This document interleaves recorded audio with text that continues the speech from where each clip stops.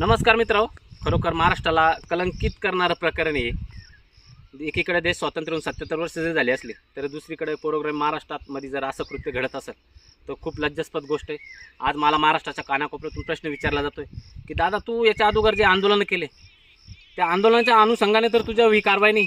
तर मी त्या सगळ्या मित्रांना सांगू इच्छितो, मित्रांनो, मी सरकारच्या विरोधात खूप आंदोलन केले. माझ्या आंदोलनाची धग दिल्लीपर्यंत पोहोचली, पण त्यावेळेसही कोणत्याही प्रकारचं सरकारने मला बंधन आणलं नाही किंवा माझं आंदोलन थांबण्याचा प्रयत्न केला नाही. आजही या प्रकरणामध्ये सरकारचा कोणताही हस्तक्षेप नाही असं मला वाटतं. मी एका शिक्षण संस्था चालकाची पोलखेल केली. एका शाळेचं प्रकरण मी सोशल माध्यम मांडलं. ती शाळा गळती म्हणून त्या शाळेतल्या मुलांना ती शाळेचं पाणी उपसावं लागतंय. शिक्षण सोडून जर त्या मुलांना पाणी उपसावं लागत असेल तर येणाऱ्या काळासाठी खूप घातक आहे म्हणून ते वास्तव मी सोशल माध्यम मांडलं. आणि आमचं दुर्दैव म्हणून आमच्या 3 लोक आम्ही तिथं होतो. आमचं दुर्दैव म्हणून त्या संस्था चालकाची नातेवाईक ॲडिशनल SP असल्या कारणाने हा गुन्हा, बलात्काराचा गुन्हा म्हणजे एखाद्या हिंदी पिक्चरला लाजवेल असं प्रकरण आमच्याबरोबर घडवण्यात आलं. ज्या महिलेला आम्ही आमच्या जीवनात कधी बघितलं नाही अशा महिलेला हाताशी धरून तिला सुपारी देऊन आमच्या खोटा बलात्काराचा गुन्हा दाखल करण्यात आला होता. पण घटनेच्या वेळेस आमच्यातील एक जण CCTV फुटेजमध्ये वनिदेव सप्तशृंगी गडावा असल्या कारणाने ते सगळं प्रकरण ओपन झालं. पण ते एकीकडे प्रकरण ओपन झालेलं असताना सगळेच गुन्हेगार त्याच्यामध्ये अडकले गेले पाहिले होते, ज्यांनी ही सगळं षडयंत्र रचलं. पण आज त्या कोणत्याही गुन्हेगारावर कारवाई न होता न्यायासाठी मला मात्र उघडं व्हावं लागलेलं आहे. ॲडिशनल SP यांचा मेन रोल असताना ज्यांनी जे पोलीस यंत्रणा, खालच्या पोलीस यंत्रणेचा वापर करून म्हणजे अक्षरशः दारू पाजून माझ्या घरी पावड्याचे दांडे घेऊन पोलिसाला पाठवलं. माझ्या लहान लहान पोराला दांड्याची धमकी देण्यात आली. माझ्या नातेवाईकाला पावड्याचे दांडे दाखवण्यात आले, धमकी देण्यात आली अक्षरशः त्यांना की तुम्ही त्या शाळेचं प्रकरण ओपन केलं म्हणून. आणि खुलेआम सांगण्यात आलं. माझे नातेवाईक पोलीस स्टेशनला गेलेले असताना सुद्धा पोलीस स्टेशनला सांगितलं की पुरावे दिले, पुरावे घ्या.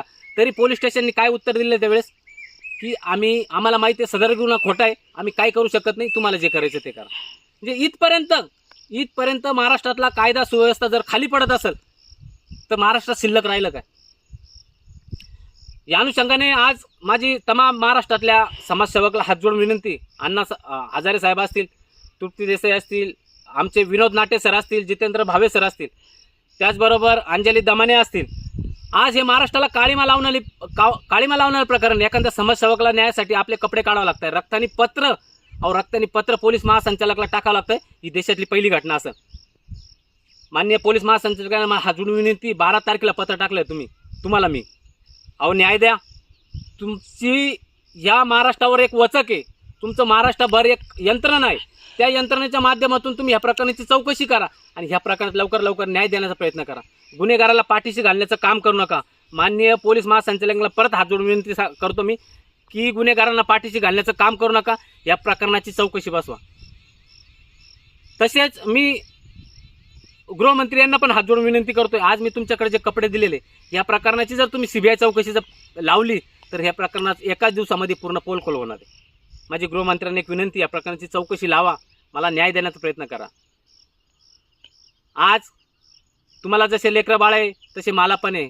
मुख्यमंत्री साहेब, तुम्हालाही परपंच आहे, मलाही परपंच आहे. खास करून अजितदादाला मी हात जोडून एकदा विनंती करतो, अजितदादा, आपलं एक महाराष्ट्रभर नाव आहे, एक आपलं कर्तृत्व आहे, आपली एक ओळख आहे की आपण कोणत्याही सरकारी अधिकाऱ्याला सोडत नाही. ज्यांनी चुकीचं काम केलं अशा कोणत्याही अधिकाऱ्याला अजितदादा सोडत नाही. माझी अजितदादाकडे हात जोडून एकदा विनंती, अजितदादा, आपण हे प्रकरण स्वतःहून हाताळा.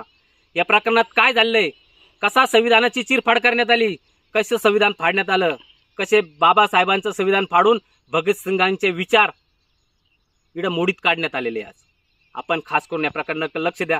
आणि माझी विरोधी बाकावर बसणाऱ्या लोकांना विनंती, माझी जशी सत्ताधाऱ्याला विनंती तशी माझी विनंती, शरद पवार साहेब तुमच्या स्टेजवर उघडा आला म्हणून त्याची सजा भोगतोय का मी? उद्धव साहेब ठाकरे साहेब, तुम्हाला हात जोडून विनंती, तुमच्या मालेगावच्या सभेमध्ये मी आलो, तुम्ही माझं रक्ताचं पत्र तिथं फडकवलं, त्याची शिक्षा भोगतोय का मी? सुप्रिया सुळे ताई, तुम्हाला हात जोडून विनंती, तुम्ही माझ्या घरी आलात, त्याची शिक्षा भोगतोय का मी? रोहित दादा पवार, तुम्ही मला निफाडला बोलवलं, मी त्याची शिक्षा भोगतोय का? आपण सर्व गपचित का गपचित बसला आपण सर्व? माझी सत्ताधाऱ्याला, विरोधी बाकावरच्या लोकांना हात जोडून विनंती का न्याय द्या लवकरात लवकर.